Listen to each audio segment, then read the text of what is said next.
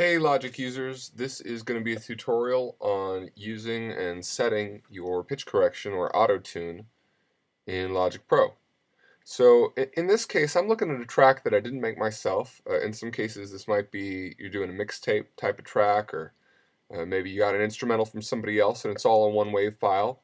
Or it could be separate WAV files, or really, I guess it could even be something that you did it all yourself, but you're just not really sure what key you made it in. And you did all the instrumental stuff before and you didn't think about it, and now you're trying to apply a vocal with the effective pitch correction or auto tune.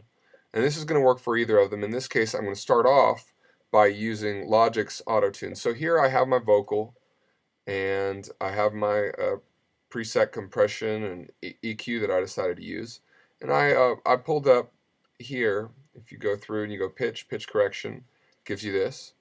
And when you first pull it up, you will have it looking like this, where it's set up and it says, actually it'll say chromatic.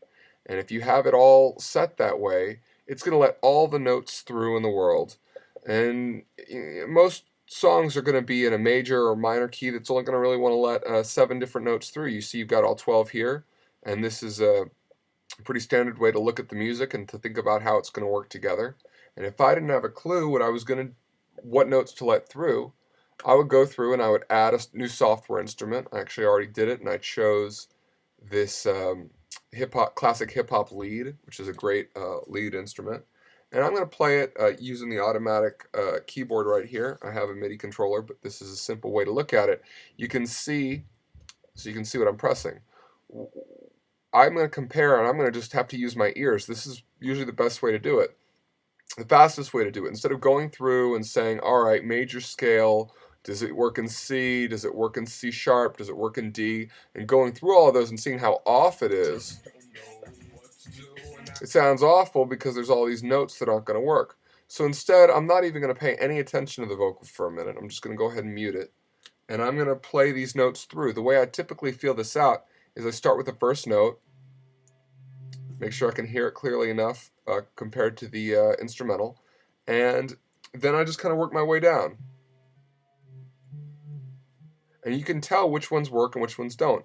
I step back because it makes me confident in which notes worked and which ones didn't, and then I apply the settings that I found from which notes work over to this here. Nope. Yeah.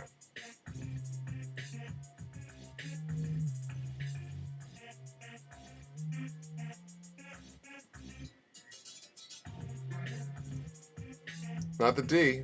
It's not D. I'm sorry, that is kind of confusing. The D here is the E here, but not that, not either of those. So far we've got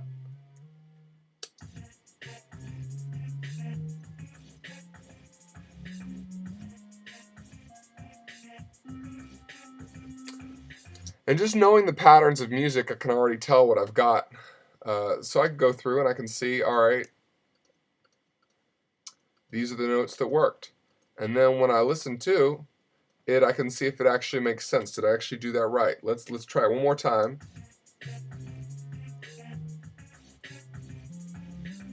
Ooh, I'm not sure about that.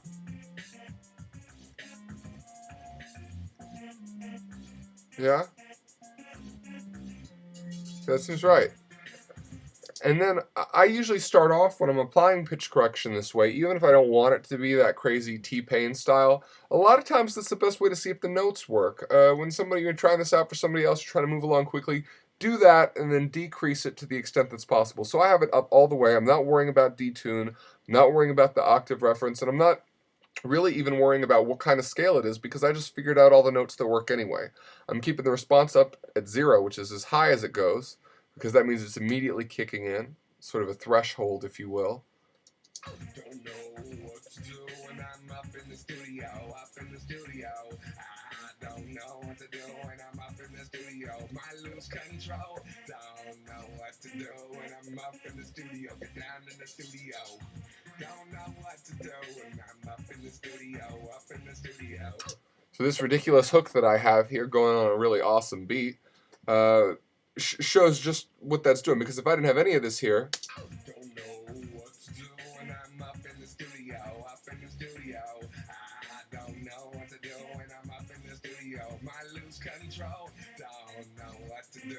And so you see how it's affecting it and how it's only letting these notes through. This is one of the cool ways that you can affect a vocal with pitch. You can see how if you lower this, it corrects it less. And if it's correcting it less, then you have a little bit more of a natural feel. And sometimes you actually get more weird, unnatural wavering. So you really just got to decide based on that part and that instrumental and that song what makes sense. Use your creative ear here. You want to use notes that work almost scientifically to make sure it's going to make sense. But then you want to decide whether you're going to even use this or do a retake or whether it made sense to use it or how much of it to use based on your creative sense. Don't know what to do when I'm up in the studio, I don't know what to do when I'm up in the studio. Might lose control. Don't know what to do when I'm up in the studio. Get down in the studio. Don't know what to do when I'm up in the studio, All right. And that's that video.